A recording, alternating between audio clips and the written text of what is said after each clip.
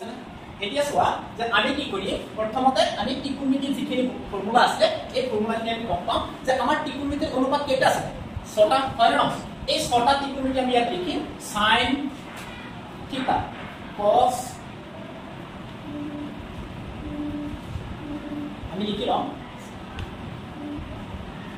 sin থিটা cos থিটা tan থিটা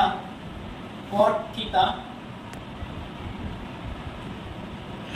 sec থিটা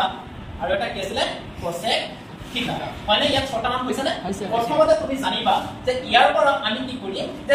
দুটাকে আমি এটা ফৰ্মুলা বনাম সো এই দুটা মিলি পেলাই আমাৰ এটা ফৰ্মুলা হ'ব এই দুটা মিলি পেলাই কেটা ফৰ্মুলা হ'ব এটা ফৰ্মুলা হ'ব তাৰ মানে ইয়াৰ পৰা আমি গম পাব লাগিব যে এই দুটা মিলি পেলাই তোমালোকৰ মনত ৰাখিব লাগিব চোৱা আমি প্ৰথমতে sin আছে মানে আমি লিখিম sin এটো আমি লিখিম sin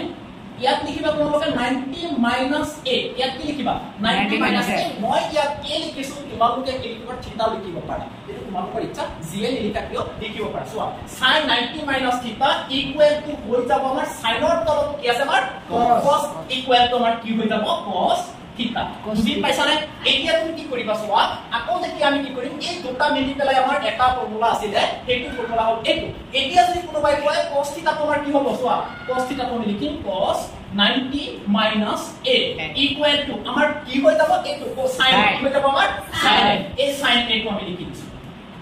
sin a বুজি পাইছানে ইয়াত আমাৰ চোৱা ইয়াত আমাৰ অলপ বস্তু এটা বুজিব লাগিব থিটা হ'ব এইটো আমাৰ a হৈ যাব এইটো আমি a লিখি দিছো অসুবিধা আছে এতিয়া চোৱা প্ৰথমতে যদি আমাক কয় sin 90 - a ইকুৱেল টু কি হ'ব আমাৰ cos a আকৌ যদি আমাক কয় cos 90 - a ইকুৱেল টু কি হৈ যাব sin a বুজি পাইছা এতিয়া যদি আমাক কোৱা হয় যে এই দুটা মিলি পেলাই আৰু এটা ফৰ্মুলা আছে বুজি পাইছানে এই দুটা মিলি পেলাই আমাৰ আৰু এটা ফৰ্মুলা হ'ব প্ৰথমতে তুমি লিখিবা tan থিটা প্ৰথমতে তুমি কি লিখিবা tan থিটা tan 90 - আমি a লিখিছো কি লিখিছো ইয়াত a লিখিছো ইকুৱেল টু দি পেলাই তুমি লিখিবা যে এই tan 90 - a তলত আমাৰ কি আছে cot a আমি ইয়াত লিখি দিম cot a বুজি পাইছানে কাৰোবাৰ অসুবিধা আছে এতিয়া যদি আমাক কয় যে tan ৰ তলত আমাৰ কি আছে cot আছে এতিয়া আমি লিখি দিম cot a cot 90 - a equal to cot ৰ ওপৰত আমাৰ কি আছে tan এতিয়া হলে এইটো আমাৰ কি হৈ যাব tan হৈ যাব বুজিব পাৰিছানে কাৰোবাৰ অসুবিধা আছে এতিয়া চোৱা এই দুটা মিলি পেলাই আৰু দুটা ফৰ্মুলা আছে বুজি পাইছানে এতিয়া আমি কি লিখিম